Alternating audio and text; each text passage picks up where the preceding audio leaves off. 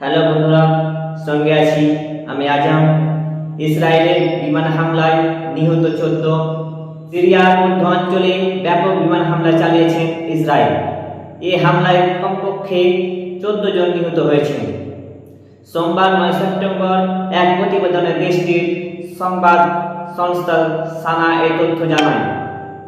প্রতিবেদনে বলা হয়, স্থানীয় সময় রবিবার সন্ধ্যায় প্রায় 11:20 নাগাদ ইসরায়েল বিমান বাহিনী উত্তর পশ্চিম লেবাননের দিক থেকে আগ্রাসন শুরু করে।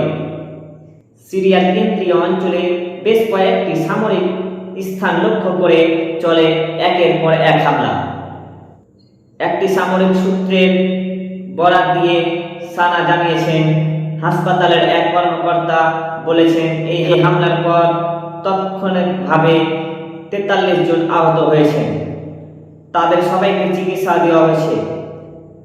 ইসরায়েল সিরিয়ার ওই অঞ্চলে ইরান সমর্থিত সন্ত্রাসী গোষ্ঠীগুলোর সামরিক ঘাঁটি, সেই ঘাঁটি স্থাপনাকে লক্ষ্য করে হামলা চালিয়েছে ইসরায়েলি বাহিনী।